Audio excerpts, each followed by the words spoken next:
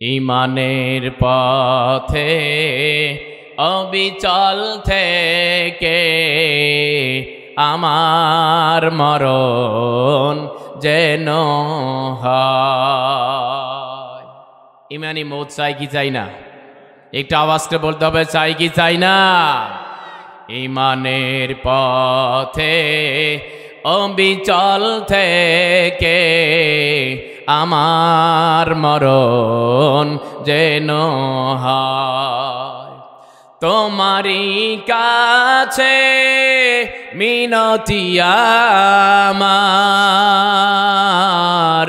তোমারই কাছে মিনতি আমার, মহামহিম দয়াময়।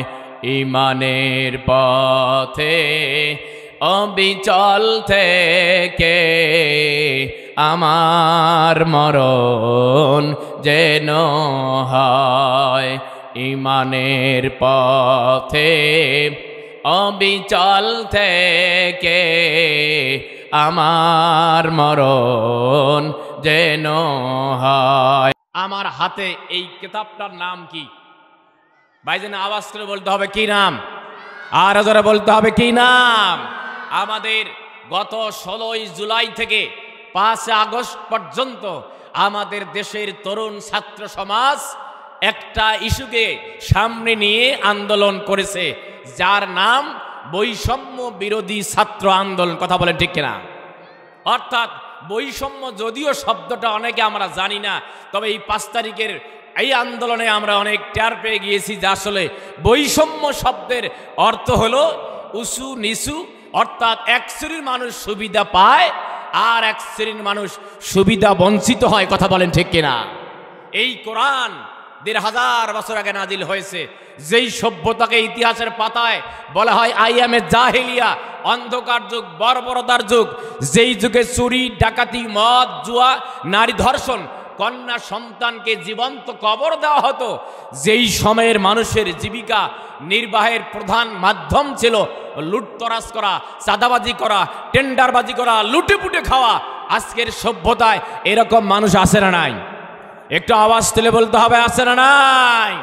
প্রিয় ভাইয়ের আমার, এই কোরআন যেই সময়ে নাজিল হয়েছে এই সমাজটাও ছিল বৈষম্যপূর্ণ সমাজ। আর আল্লাহ রাব্বুল আলামিন ওই সময়ে কোরআন নাজিল করে দিয়ে ওই সমাজটাকে পরিবর্তন করে দিয়েছেন কে? আর জবানটা খুলে বলতে হবে কে? ওই সময় কোনো বিচার ব্যবস্থা ছিল না। যদি কোনো ব্যক্তি আবু জেহেলের দলের অনুসরণ করতে পারে তাহলে ওই ব্যক্তির নিরাপত্তা রাষ্ট্রীয়ভাবে দেওয়া হতো। ওই সময় আল্লাহ তাআলা মানব জাতিকে একটি বৈষম্যপূর্ণ সমাজ বা একটি ন্যায় এবং ইনসাফ ভিত্তিক সমাজ কায়েম করার জন্য আল্লাহ রাব্বুল আলামিন কোরআনুল কারীম নাজিল করে দিয়েছেন। চিৎকার দিন আল্লাহু আকবার। আমি এতগুলো কথা বললাম একটা বিষয়কে বোঝানোর জন্য, সেটি হলো এই সমাজ ব্যবস্থায় আমরা বিচার করতে গিয়ে অনেক চিন্তায় পড়ি, জানি না আমার পক্ষে রায় হয় কি হয় না। আমরা দেখব এই কোরআন যেহেতু তিবিয়ানান লিকুল্লি শাইইন, এই কোরআনে এমন কোনো বিষয় নাই যার আলোচনা পর্যালোচনা আল্লাহ তাআলা কোরআনুল কারীমে করে নাই। চিৎকার আল্লাহু আকবার। ভাইরা আমার, আজকে আমরা জেনে নেব আল্লাহ রাব্বুল আলামিন এই কোরআনুল কারীমের ব্যাপারে বলে দিয়েছেন এমন একখানা কিতাব তিবিয়ানান লিকুল্লি শাইইন। এই কোরআনের মাঝে এমন কোনো বিষয় নাই যা আলোচনা আল্লাহ তাআলা করে নাই। আজকে যেমন সমাজ ব্যবস্থায় বিপদে পড়লে, মামলাগ্রস্ত হলে, ভাইয়ে ভাইয়ে দ্বন্দ্ব হলে, একজন প্রতিবেশীর সঙ্গে আর একজন প্রতিবেশীর সঙ্গে দ্বন্দ্ব লাগলে, ঝগড়া লাগলে, জমি জমা বলেন বা যে কোনো বিষয় নিয়ে দ্বন্দ্ব লাগলে আমরা বিচার প্রার্থী হয়ে যাই এলাকার মেম্বার কিংবা চেয়ারম্যান অথবা কোনো রাজনৈতিক ব্যক্তিত্বের কাছে আমরা ধর্ণা দেই যাতে করে একটা সুরাহা হয়। আমার আল্লাহ রাব্বুল আলামিন তামাম পৃথিবীর মানুষগুলোকে কিভাবে বিচার করতে হবে, সেটা হতে পারে পারিবারিক ব্যাপারে, হতে পারে সামাজিক রীতিনীতির ক্ষেত্রে, হতে পারে ওয়ার্ডে ইউনিয়নে, হতে পারে বিচার কার্য করার ক্ষেত্রে কিভাবে বিচার ফয়সালা করবেন, আমি আপনি কিভাবে বিচার প্রার্থী হব, কার কাছে গেলে ন্যায় বিচার পাবো। আল্লাহ রাব্বুল আলামিন তামাম পৃথিবীর মানুষগুলোকে আল্লাহর নবীর মাধ্যমে তার মাদানী জীবনে এই আয়াতে কারিমাখানা নাজিল করে দিয়ে তামাম পৃথিবীর মানুষগুলোকে আল্লাহ তাআলা জানিয়ে দিলেন, ওগো নবীজি আমার আল্লাহ বলেন ওয়ানিহকুম বাইনাহুম বিমা আনজালাল্লাহ।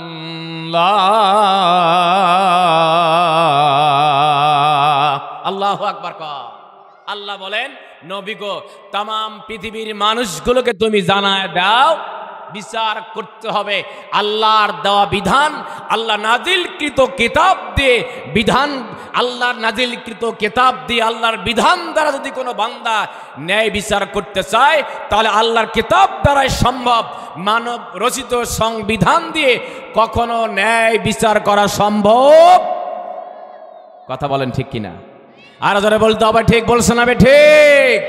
আমরা বিগত দিনে দেখেছি 15টি বছর বিচার করেছে। আমি তো বলি আমার ভাষা এভাবে, মামলায় মানুষ পড়ে, জেলখানায় মানুষ যায় দুইটা কারণে। কেউ যায় অপরাধ করে, আপনি অপরাধ করেছেন, মনে করেন আমাদের সমাজে কিছু অপরাধ করা মানুষ আছে যারা মদপান করে, মাদকাসক্ত, তাদেরকে ধরে জেলখানায় দেয়। এটা 100% ঠিক। কথা বলেন ঠিক কিনা? আপনি একজন ভাইকে অন্যায়ভাবে হত্যা করেছেন, একজন ভাইয়ের জমি দখল করেছেন, আপনি দুর্নীতি করেছেন, আপনি অপরাধ করে জেলখানায় যান, এটা আপনার শাস্তি, এটা আপনার প্রাপ্য। কিন্তু আমাদের সমাজে এমনও ভাই আছে অপরাধ নাই, বিনা অপরাধে বছর কা বছর, মাস কা মাস তারা জেলখানায় বন্দী থাকে, তারা মিথ্যা অপবাদ নিয়ে জেলখানায় যায়। আওয়াজ তুলে বলেন ঠিক বলছে না বেঠিক? প্রিয় ভাইয়ের আমার, তাহলে মানুষ জেলখানায় যায় দুইটা কারণে, একটা অপরাধ করে, একটা অপবাদ নিয়ে। তাহলে যারা অপবাদ নিয়ে যায়, যদি আপনি আমি একটা বার খেয়াল করি, চিন্তা করি, আমার আপনার নবী সাইয়্যিদুল মুরসালিন, সাইয়্যিদুল আম্বিয়া ওয়াল মুরসালিন, যেই নবী সবার শেষে আগমন, যেই নবী প্রেরিত হয়েছেন, ওয়ামা আরসালনাকা ইল্লা রাহমাতাল লিল আলামিন, যেই নবী শুধু মক্কাবাসীর জন্য নয়, মদিনাবাসীর জন্য নয়, মুসলমানদের জন্য শুধু নয়, তামাম পৃথিবীবাসীর জন্য রাহমাতাল লিল আলামিন হিসেবে রাসূলকে প্রেরণ করলেন। সেই নবীকেও দীর্ঘ 3টা বছর জেলখানায় থাকতে হয়েছে। আওয়াজ তুলে বলেন ঠিক বলছেন না বেঠিক? ভাইরা আমার, তাহলে এখানেই প্রমাণ পেয়ে যাব আমরা। তাহলে জেলখানায় রাসূল গিয়েছিলেন 3টা বছর। রাসূল কি কোনো অপরাধ করেছিলেন? জোরে বলেন, অপরাধ করেছিলেন? রাসূল কি যুদ্ধ অপরাধী ছিল? মানবতা বিরোধী অপরাধী ছিল? তাহলে বোঝা গেল রাসূলের কোনো অপরাধ ছিল না। তাকে মিথ্যা অপবাদ দিয়ে শুধুমাত্র কেবলমাত্র এই আল্লাহর দ্বীনের দাওয়াত দেওয়ার কারণে আবু জেহেল, আবু লাহাব, উতবা, সাইবা রাসূল সাল্লাল্লাহু আলাইহি সাল্লামকে 3টা বছর জেলখানায় শুধু বন্দী রাখে নাই, রাসূলকে এবং তাদের ওই সময়ের জেলখানায় বন্দীকৃত মানুষদের সঙ্গে একেবারে বয়কট নীতি। তার সঙ্গে বেচা কেনা হবে না, বিয়ে শাদী হবে না, কথাবার্তা হবে না, একেবারেই রাসূল সাল্লাল্লাহু আলাইহি সাল্লাম সহ তার অনুসারীদেরকে বয়কট করেছিল। কথা বলেন ঠিক কিনা? তাহলে প্রিয় ভাইয়েরা আমার, যদি আপনি এটাই হিসাব করেন, যেই অপরাধের কারণে রাসূল সাল্লাল্লাহু আলাইহি সাল্লামকে মিথ্যা অপবাদ দিয়ে আবু জেহেল, আবু লাহাবরা 3টা বছর জেলখানায় বন্দি করে রেখেছিল, এমনই অপবাদ দিয়ে আমাদের কোরআনের পাখি আল্লামা দেলোয়ার হোসেন সাঈদীকেও দীর্ঘ 13টা বছর জেলখানায় বন্দি রেখেছিল। আওয়াজ তুলে বলেন ঠিক বলছে না ঠিক? যেই অপরাধের কারণে, যেই অপবাদের কারণে রাসূলকে জেলখানায় বন্দি করে রেখেছিল, সেই অপবাদের কারণেই আমাদের দেশের বড় অহংকার কাজী ইব্রাহিম হাফিজাহুল্লাহকে জেলখানায় বন্দি করে রেখেছিল। যেই অপবাদের কারণে রাসূলকে জেলখানায় বন্দি করে রেখেছিল, সেই অপবাদের কারণে আমাদের ফ্যাসিস্টরা, আমাদের আইডল, আমাদের তরুণদের অহংকার মুফতি আমির হামদাকে 3 বছর জেলখানায় বন্দি করে রেখেছিল। যেই অপবাদের কারণে রাসূলকে জেলখানায় বন্দি করে রেখেছিল, এমন অপবাদে আমাদের গতকাল লালমনিরহাটে এসেছিল আমাদের বাংলাদেশ শুধু নয়, এশিয়া মহাদেশের সবচেয়ে জনপ্রিয় একজন ব্যক্তি ডক্টর মিজানুর রহমান আজহারি, যেই আজহারিকে 5টা বছর তাকে দেশ থেকে তাড়িয়ে দিয়েছিল ফ্যাসিস্টরা। কথা বলেন ঠিক বলছেন না বেঠে? প্রিয় ভাইয়ের আমার, তাহলে এই কথা বললাম এই কারণেই, যদি আল্লাহর জমিনে আল্লাহর দ্বীন কায়েম থাকতো, এই কোরআন দ্বারা যদি দেশ পরিচালিত হতো, এই কোরআন দিয়ে যদি আমাদের সমাজ ব্যবস্থা পরিচালিত হতো, এই কোরআন দিয়ে যদি বিচার ব্যবস্থা পরিচালিত হতো, তাহলে এই কোরআনওয়ালা মানুষরা জেলখানায় বন্দী হওয়ার কোনো সুযোগ থাকতো না, তাদেরকে জেলখানায় বন্দী করা সম্ভব হতো না। কথা বলেন ঠিক বলছেন না বেঠে? তাহলে এই কোরআন মানবতার কথা বলে।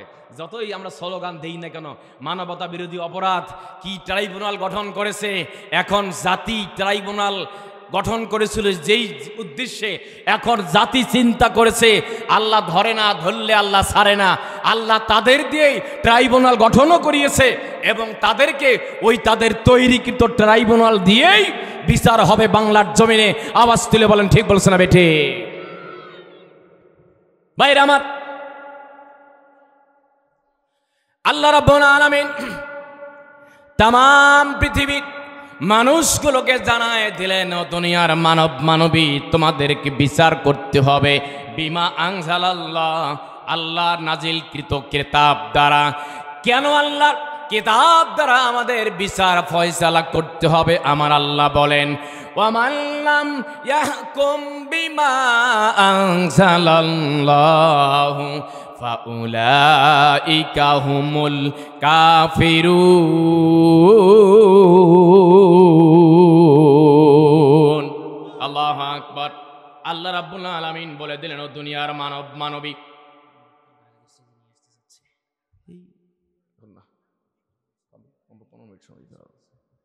ভাইরা আমার, আল্লাহ রাব্বুল আলামিন পরিষ্কার জানিয়ে দিলেন, ওয়ামান লাম ইয়াহকুম বিমা আনজালাল্লাহ, যেই বান্দা যেই বান্দিরা আল্লাহর দেওয়া বিধান দ্বারা বিচার ফয়সালা করে না, আমার আল্লাহ তাদের ব্যাপারে সিদ্ধান্ত দিয়ে দিয়েছেন ফাউলাইকা হুমুল কাফিরুন।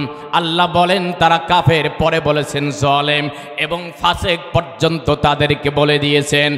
কেন আমাকে আপনাকে কোরআন দ্বারা বিচার করা লোকদের পক্ষ অবলম্বন করতে হবে? আল্লাহর হাবিব হাদিস খানা বর্ণনা করেছেন, তামাম পৃথিবীর বিচারকগুলোকে আল্লাহ তাআলা 3 ভাগে বিভক্ত করে দিয়েছেন। এক শ্রেণীর বিচারক যাবে আল্লাহর জান্নাতে, যেই বান্দিগুলো আল্লাহর দেওয়া জীবন বিধান মোতাবেক বিচার ফয়সালা করবে, আমার আল্লাহ বলেন ওই বান্দা ওই বান্দিরা যাবে আম্মাল্লাযী ফিল জান্নাতা ফারাজুলুন আরাফাল হাক্কা ফাকাযা বিহি। যেই বান্দা যেই বান্দিরা কোরআন দ্বারা ফয়সালা করবে, ওই বান্দা ওই বান্দিগুলোকে আল্লাহর জান্নাতে পৌঁছায় দিবেন আমার আল্লাহ। চিৎকার দিয়ে বলেন সুবহানাল্লাহ, আরো জোরে বলেন সুবহানাল্লাহ। ভাইরা আমার, আল্লাহর নবীর দরবারে একটা মামলা চলে আসবে, সাহাবায়ে কেরামরা চিন্তায় পড়ে গেলেন। রাসূল সাল্লাল্লাহু আলাইহি ওয়াসাল্লাম হাদিস খানা বর্ণনা করেন এভাবে, ইন্না কুরাইশান আহাম্মুহুম বিশানিল মারআতা। আল্লাহর হাবিব জনাবে মুহাম্মদুল আরবি সাল্লাল্লাহু আলাইহি ওয়াসাল্লাম হাদিস খানা বর্ণনা করেন, কুরাইশ সম্প্রদায়ের বনু মাখজুমিয়া গোত্রের একজন সম্ভ্রান্ত পরিবারের মেয়ে, একজন মহিলা চুরি করেছে, চুরি করে তিনি ধরা পড়েছেন। প্রিয় ভাইয়েরা আমার, এই কোরআন যদি আমার কোন দেশে কখনো সংবিধান হিসেবে হয়, কোরআন দ্বারা যদি কখনো আইন পরিচালিত হতে পারে, কোরআন যদি কখনো সংবিধানে চলে আসে, আমার আল্লাহ বলেন চোর হোক আর চুন্নি হোক তার হাত কেটে দাও। বিধানটা আল্লাহ তাআলার। আজকে বাংলার জমিনে যারা চুরি করে, যারা দুর্নীতি করে পাহাড় গনেছে, যারা অর্থের পাহাড় যারা গনেছে, এই বান্দিগুলোর ব্যাপারে যদি আল্লাহর দেওয়া বিধান মোতাবেক আইন কার্যকর করা হতো, নিঃসন্দেহে বাংলার জমিনে একজন চোরকেও আর খুঁজে পাওয়া যেত না। চিৎকার দিয়ে বলেন ঠিক কিনা? প্রিয় ভাইরা আমার, আমি অকপটে বলতে চাই, আপনাদের কাছে আমি আত্মপর্যালোচনা করে দিতে চাই, একজন দুর্নীতিবাজ, সে মেম্বার হোক অথবা চেয়ারম্যান হোক অথবা অফিসের কোনো কর্মকর্তা কর্মচারী হোক, যদি তাকে ধরে নিয়ে এসে আল্লাহর দেওয়া বিধান মোতাবেক আইন কার্যকর করে বাংলাদেশের রাজধানী ঢাকায় যেতে হবে না, কোর্টেও যেতে হবে না, একজন ব্যক্তিকে চুরি করার দায়ে, সে হোক একজন মেম্বার হোক একজন অফিসের কর্মকর্তা, আল্লাহর আইন হলো তাকে জীবন, তাকে তার ব্যাপারে আল্লাহর আইন হলো চোর হোক আর সুন্নি হোক হাত কেটে দাও।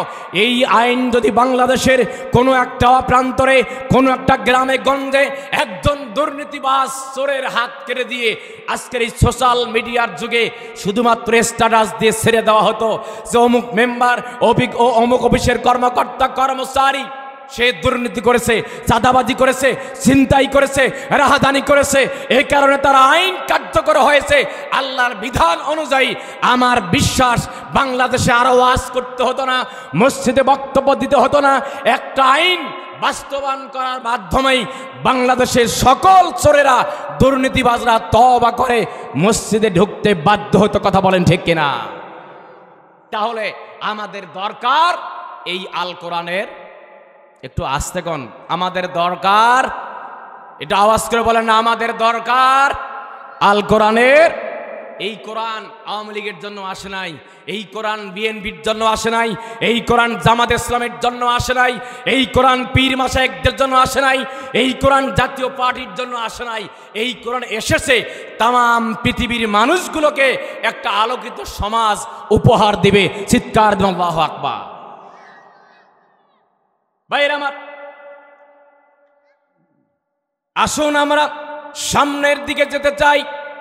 রাসূল সাল্লাল্লাহু আলাইহি ওয়াসাল্লামের দরবারে বিচার চলে আসবে একজন সম্ভ্রান্ত বংশের মহিলা হওয়ার কারণে। অনেক সময় মামলা যখন কোর্টে দিতে যান বা ওসির কাছে মামলা দিতে চান, নেতা ফোন দেয়, ও ওসি সাহেব আপনি কার মামলা গ্রহণ করছেন, সেই লোকটা কিন্তু আমার দলের কর্মী। ঠিক কিনা? জোরে বলেন ঠিক কিনা? এই কথা বলার কারণ হলো ওসি সাহেব যাতে করে মামলাটা নিতে না চায়। মনে রাখবেন, আল্লাহর নবীর দরবারে এই একজন মহিলা চুরি করার কারণে ধরা পড়েছে। সাহাবায়ে কেরাম পরিষ্কার জানে, চোর হোক আর সুন্নি হোক ধরা পড়লে হাত কেটে দেওয়া হবে। কিন্তু এই ব্যক্তিটি, এই মহিলাটি সম্ভ্রান্ত বংশের মহিলা, কিভাবে তার রায়টা কার্যকর করি আমরা, কিভাবে আল্লাহর নবীর দরবারে আমরা সুপারিশ নিতে পারি যাতে করে এই মহিলার রায়টা কিছুটা রক্ষত দেওয়া হয়। যেহেতু সমাজের সম্ভ্রান্ত বংশের মহিলা, আর এই রায় যদি কার্যকর করতে গিয়ে রায় বাস্তবায়ন করা যদি হয়ে যায়, তাহলে অনেক ধনীর আদরের দুলালি হওয়ার কারণে তারা লজ্জিত হবে। কুরাইশ বংশের মাখজুমিয়া গোত্রের সমাজপতিরা, ওই সময়ের মানুষগুলা লজ্জিত হবে, যে কারণে আল্লাহর নবীর দরবারে তারা সুপারিশ দিতে চায় যাতে করে আল্লাহর নবী সুপারিশ গ্রহণ করে রায়টা মাইনাস করে দেয় অথবা রায়টা শিথিল করে। ও প্রিয় ভাইরা, ও মোগল বেচার ভাইরা, মনে রাখুন আমার আল্লাহ বলেন, واتقوا يوما لا تجزي نفس عن نفس شيئا ولا يقبل منها شفاعة ولا يؤخذ منها عدل ولا هم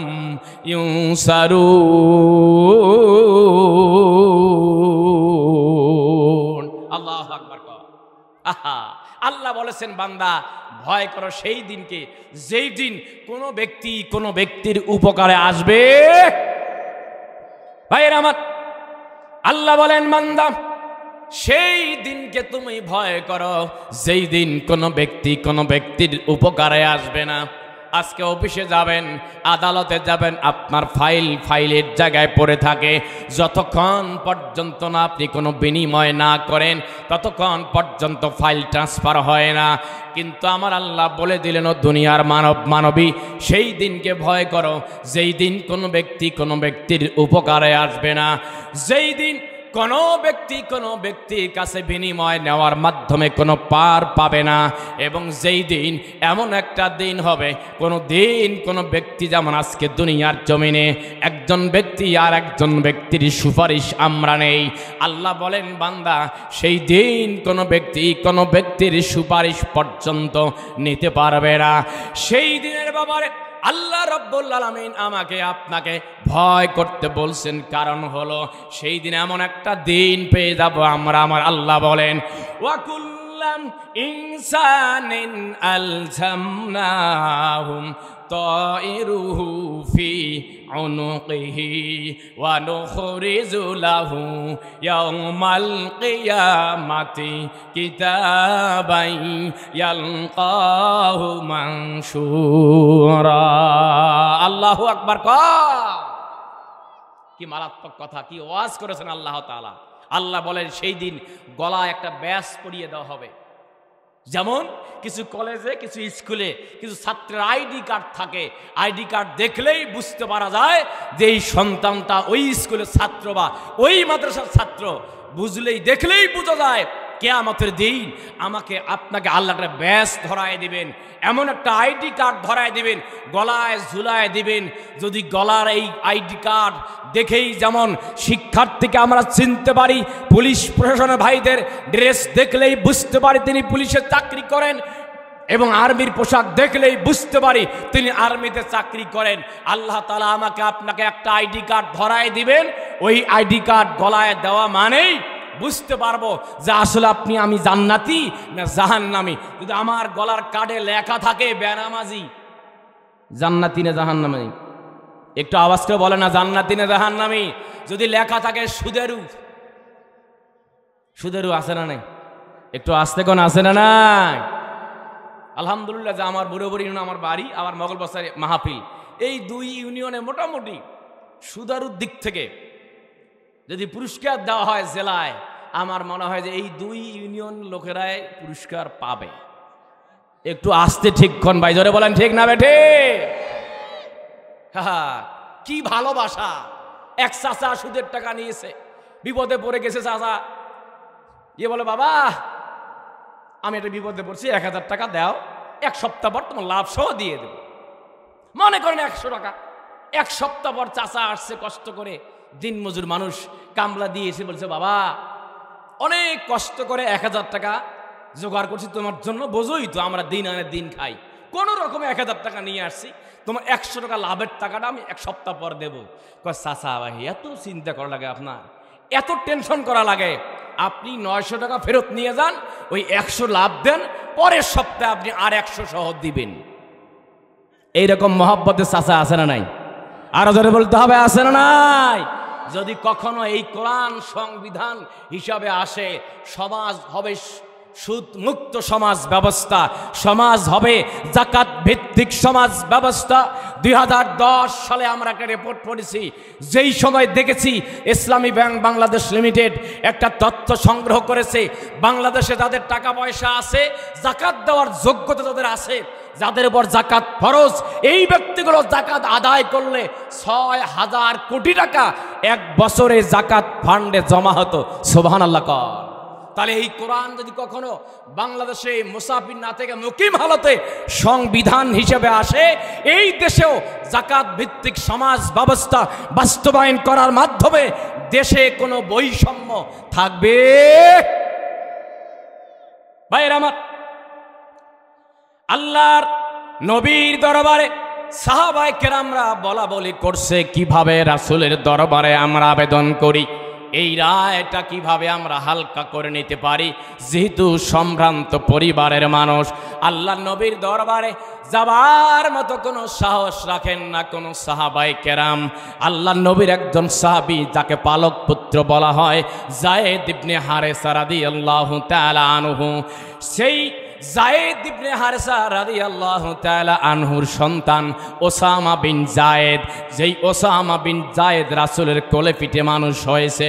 আল্লাহর নবী ওসামাকে খুব আদর করতেন, ভালোবাসতেন, মহাব্বত করতেন। মনে রাখবেন, সন্তান যখন বিবাহিত হয়ে যায়, ওই ঘরে সন্তান যখন জন্মগ্রহণ করে, দাদা কিংবা দাদি অত্যন্ত মহাব্বত করে।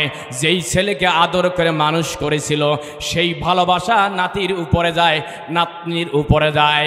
সাহাবায়ে কেরাম চিন্তায় পড়ে গেলেন, কিভাবে আমরা তার কাছে উপস্থাপন করি, নবীর দরবারে কিভাবে আমরা সুপারিশ করতে পারি।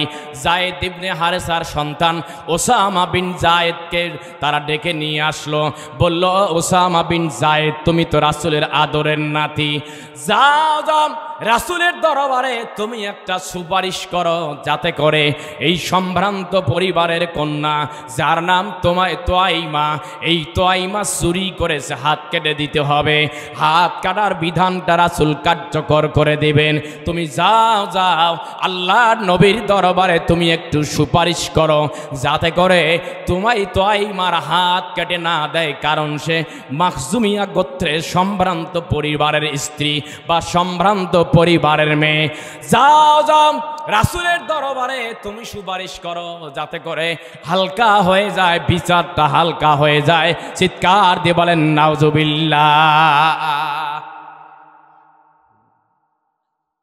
ভাইরা আমার, তাহলে ওসামা বিন যায়েদ রাদিয়াল্লাহু তাআলা আনহু ছোট্ট মানুষ, আল্লাহ নবীর দরবারে তিনি হেঁটে হেঁটে যাচ্ছেন। উদ্দেশ্য হলো যাতে করে তোয়াইমার রায়টা হালকা করা হয় বা রায়টাকে মানসুখ করা হয়, রহিত করা হয়। রাসূল সাল্লাল্লাহু আলাইহি ওয়াসাল্লামের দরবারে ওসামা বিন যায়েদ রাদিয়াল্লাহু তাআলা আনহু চলে গেলেন। নবীকে ডাক দিয়ে বললেন, ইয়া রাসূলুল্লাহ, ইয়া হাবিবাল্লাহ, ইয়া হাবিবাল্লাহ, ইয়া রাসূলুল্লাহ, আপনার কাছে মামলা এসেছে। নিঃসন্দেহে আপনি রায়টা কার্যকর করবেন শতভাগ, কিন্তু আমরা আপনার কাছে আমি এসেছি বা আমাকে প্রতিনিধি হিসেবে পাঠানো হয়েছে। সাহাবায়ে কেরামদের চাওয়া এবং পাওয়া হলো সম্ভ্রান্ত বংশের মহিলা, যদি তার রায়টা কার্যকর করেন 100% আপনি করবেন, সেটা আমরা আশা করি। কিন্তু সম্ভ্রান্ত বংশের মহিলা হওয়ার কারণে আপনার কাছে রুখসত চাই, যদি কোনোভাবে তাকে রেহাই দেওয়া যায়। রাসূল সাল্লাল্লাহু আলাইহি ওয়াসাল্লাম সাহাবায়ে কেরামদেরকে শোনায় দিলেন, ও আমার সাহাবায়ে কেরামরা শুনে রাখো, বিচারকরা 3 শ্রেণীর। 1 শ্রেণীর বিচারক যাবে আল্লাহর জান্নাতে, আর 2 শ্রেণীর বিচারক যাবে আল্লাহর জাহান্নামে। ওই সমস্ত বিচারকগুলো যাবে জান্নাতে। যেই বিচারকেরা বিচার করতে গিয়ে আমার রাসূল বর্ণনা করেন, ফা আম্মাল্লাযী ফিল জান্নাহ ফারাজুলুন আরাফাল হাক্কা ফাকাযা বিহি। আমার হাবিব বর্ণনা করেন, যারা ন্যায় বিচার করতে গিয়ে আমার আল্লাহর দেওয়া বিধান মোতাবেক যেই বান্দিগুলো আল্লাহর দেওয়া জীবন বিধান মোতাবেক কার্যকর করে, আমার আল্লাহ বলেন, ওয়ামান লাম ইয়াহকুম বিমা আনজালাল্লাহু ফাউলাইকা হুমুজ জালিমুন।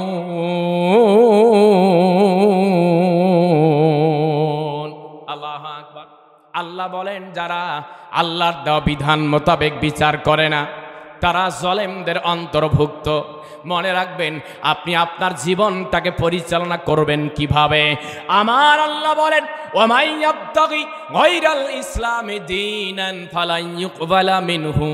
আমার আল্লাহ বলেন, যে বাজারা এই ইসলাম বা এই কোরআন ছাড়া, কোরআনের আদর্শ ছাড়া নিজের পারিবারিক জীবন, নিজের সামাজিক জীবন, নিজের রাজনৈতিক জীবন, নিজের আন্তর্জাতিক জীবন, নিজের অর্থনৈতিক জীবন, সোজা কথা, আপনার জীবন যদি কোরআন দ্বারা পরিচালিত না হয়, যদি আপনি আপনার নেতা বাছাই করতে গিয়ে আল্লাহর নবীকে আদর্শ মহামানব হিসেবে গ্রহণ না করেন, আল্লাহর নবীকে আদর্শ নেতা হিসেবে গ্রহণ না করেন, 4 পয়সা আপনার কোনো কাজে আসবে না। আপনার নাম শুনেছেন আব্দুল্লাহ ইবনে উবাই ইবনে সুলুল, যেই ব্যক্তিটি রাসূলের পিছনে দাঁড়িয়ে দাঁড়িয়ে নামাজ পড়তো। আল্লাহর নবীর পোশাক যেমন ছিল, পাঞ্জাবি যেমন ছিল, টুপি যেভাবে পড়তেন, সেইভাবে আব্দুল্লাহ ইবনে উবাই ইবনে সুলুলও পড়তেন। কিন্তু তাকে সকল দিক থেকে রাসূলকে মেনেছেন, কিন্তু আল্লাহর নবীকে তিনি নেতা হিসেবে গ্রহণ করে নাই, যে কারণে ইতিহাসের আস্থা করে নিক্ষিপ্ত হয়েছে। ইতিহাসের পাতায় তাকে বলা হয় মুনাফিকের লিডার। চিৎকার দিয়ে বলেন নাউজুবিল্লাহ। এই জন্য মনে রাখবেন, আপনি যেই নেতার পিছনে ঘোরেন, আপনি ঘোরেন বাবা, আমার আপত্তি নাই, কিন্তু মনে রাখতে হবে যেই নেতার স্লোগান আপনি দেন, মাত্র এই স্লোগান দেই কি দেই না? জোরে বলেন দেই কি দেই না? এই স্লোগান দেওয়া হয়, কিন্তু খোঁজ করে দেখা যায় একটা মেম্বারি করতে 15 লাখ টাকা খরচ হয়। ঠিক কিনা? আওয়াজ করে বলেন ঠিক না বে ঠিক? তাহলে এত চরিত্র ভালো মানুষ, আবার 15 লাখ খরচ হয়। এই কথার অর্থ হলো এই, যেমনি ভাবে ওই দরবেশ বাবা পাঞ্জাবি টুপি এবং সুন্দর পোশাক পরে টেলিভিশনের পর্দায় আসতো, লেবাস পরে টেলিভিশনের পর্দায় আসতো, মনে করেছিলাম মনে হয় জান্নাত থেকে পালায় আসছে। এখন 5 তারিখের পরে দেখি, ওরে বাবা রে বাবা, ওরে বাপ রে বাপ, যেই টুপি, যেই দাড়ি, যেই পাঞ্জাবি, সমস্ত লেবাস ক্লিন করে ছদ্মবেশ ধারণ করে নৌকা দিয়ে পার হওয়ার চেষ্টা করেছিল, কিন্তু ওই নৌকাও তাকে ছাড় দেয়। জোরে বলেন ছাড় দেয়। তাহলে আমি আপনি এখানে যারা দাড়িওয়ালা আছেন, মাথায় যারা টুপি দিয়েছেন, যারা পাঞ্জাবি পরেছেন, আপনার আমার দাড়ি টুপি পাঞ্জাবি আর তাদের দাড়ি টুপি পাঞ্জাবি কি এক? জোরে বলেন এক নয়। তারা লেবাস ধরেছে, উদ্দেশ্য ভিন্ন। তার লেবাস ধরে, যেহেতু বাংলাদেশের মানুষ ইসলাম প্রিয়, যেহেতু বাংলাদেশ 90-92% মুসলমানের দেশ, এই দেশের মানুষ হয়তো ইসলামী সমাজ এখনো কায়েম হয় নাই, কিন্তু এই দেশের মানুষ হুঙ্কার দিতে জানে। যখনই নবীর চরিত্রের ব্যাপারে কটাক্ষ করে, এই দেশের খেটে খাওয়া মেহনতি মানুষ ফুঁসে ওঠে, তাকবীর দিয়ে রাজপথে স্লোগান দেয়। আওয়াজ তুলে বলেন ঠিক বলছেন না ঠিক? একথার অর্থ হলো এই, তারা লেবাস পরেছে দেশের টাকা লুটপাট করে খাওয়ার আশায়, কারণ যেহেতু বাংলাদেশের মানুষ তারা ধর্মপ্রিয়। জোরে বলেন ঠিক কিনা? ভাইরা আমার, আল্লাহর নবী জনাবে মুহাম্মদুল আরবি সাল্লাল্লাহু আলাইহি ওয়াসাল্লাম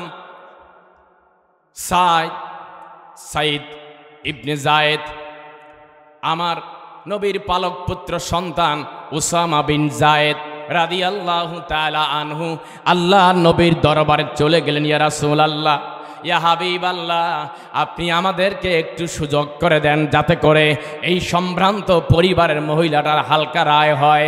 রাসূল সাল্লাল্লাহু আলাইহি ওয়াসাল্লাম জানিয়ে দিলেন, উসামা বিন যায়েদ ক্বালা ইন্নামা আহলিকাল্লাযীনা ক্বাবলাকুম ইন্নাহুম কানু ইযা সারাকাত ফীহিম শারীফু তারাকুহু। রাসূল সাল্লাল্লাহু আলাইহি ওয়াসাল্লাম বলে দিলেন, আদম আলাইহিস সালাম থেকে তার আগ পর্যন্ত পূর্ববর্তী লোকেরা যখন দেখত কোনো সম্ভ্রান্ত মানুষেরা, সম্ভ্রান্ত পরিবারের কেউ চুরি করেছে অথবা কোনো অন্যায় করেছে, তাকে ছেড়ে দেওয়া হতো, যেহেতু তিনি সম্ভ্রান্ত পরিবারের মানুষ, যেহেতু তিনি দামি বংশের মানুষ। আবার রাসূল সাল্লাল্লাহু আলাইহি ওয়াসাল্লাম বললেন, ওই সময়ের মানুষেরা যদি কোনো গরিব ফ্যামিলির, যদি কোনো সাধারণ খেটে খাওয়া মানুষ কোনো অন্যায় করত, চুরি করত, তার উপরে বিচার 100% কার্যকর করা হতো। যে কারণে পূর্ববর্তীরা ধ্বংস হয়ে গিয়েছে, পূর্ববর্তী মানুষেরা ধ্বংসের অতল তলে দলিয়ে গিয়েছে।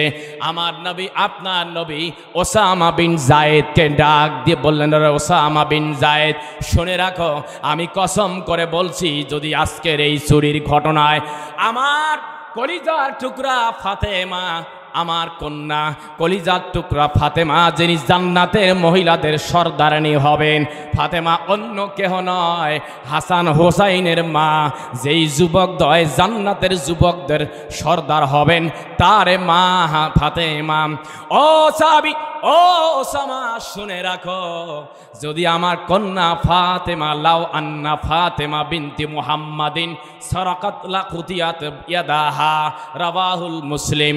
আল্লাহর হাবিব বলে দিলেন ওসামা বিন যায়েদ, শুনে রাখো, আমার কন্যা ফাতেমা যদি চুরি করে ধরা পড়তো, কথার কথা যদি চুরি করত, আর সেই বিচার যদি আমার দরবারে চলে আসতো, আমি মুহাম্মদ সাল্লাল্লাহু আলাইহি ওয়াসাল্লাম আমার কন্যা হওয়ার পরেও আমি তাকে ছেড়ে দিতাম না। আমি তার উপরে 100% আল্লাহর দেওয়া জীবন বিধান অনুযায়ী আমি হাত কেটে দিতাম।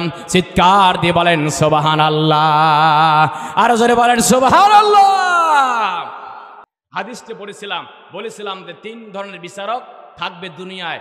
এক ধরনের বিচারক যাবে আল্লাহর জান্নাতে, আর 2 শ্রেণীর বিচারক যাবে আল্লাহর জাহান্নামে। 2 শ্রেণীর বিচারকটা একটু বলে দেই। রাসূল সাল্লাল্লাহু আলাইহি সাল্লাম বলেছেন, ওই ব্যক্তিগুলো যাবে জাহান্নামে যেই ব্যক্তিরা ওয়ারাজুন আরাফুল হাক্কা ফাজারা ফিল হিকাম, যারা বিচার করতে গিয়ে তার প্রতিবেশী ভাবে, মানে দেখে যে আমার দলের কর্মী কিনা, আছে না নাই, যারা বলতে হবে আছে না নাই, আমার আত্মীয় স্বজন কিনা, এই চিন্তা করে বিচার করে। এই রকম বিচারক বিগত 15 বছর আমরা দেখে এসেছি। আওয়াজ দিলে বলেন ঠিক বলছেন না ঠিক? ব্যাখ্যা নয়, শেষ যে প্রকার রাসূল সাল্লাল্লাহু আলাইহি সাল্লাম বলেছেন, এই বিচারকরা যাবেন আল্লাহর জাহান্নামে। ওয়া রাজুলুন কাযা আলিন নাস আলা জাহলিন ফাহুয়া ফিন্নার। যেই বিচারক, এরা আরো মারাত্মক, আরো কঠিন অবস্থা এদের। এরা কোনো বাদী বিবাদী সাক্ষী দেখার সময় নাই, প্রেসক্রিপশন করে দেয়। বিচারপতি কি লিখে দিয়েছে, আমার দলীয় কর্মী কি লিখে দিয়েছে, এই লেখা সরাসরি তারা পাশ করে দেয়। যদিও বা আমরা বিগত 15 বছর দেখেছি। আওয়াজ তুলে বলেন ঠিক বলছে না ঠিক? বের ভাইরা আমার, সুতরাং আসুন আমরা আল্লাহর জমিনে আল্লাহর দ্বীন কায়েম করার মাধ্যমে একটি ন্যায় এবং ইনসাফ ভিত্তিক সমাজ ব্যবস্থা, যেই আন্দোলন করেছিল আমাদের যুব সমাজ, বৈষম্য সমাজে থাকবে না। এই বৈষম্যহীন সমাজ ব্যবস্থা উপহার দিতে গেলে এই আল্লাহর কোরআনের কোনো বিকল্প। আসুন আমরা সেই কোরআনী সমাজ বাস্তবায়ন করার জন্য আমরা ঐক্যবদ্ধ হই।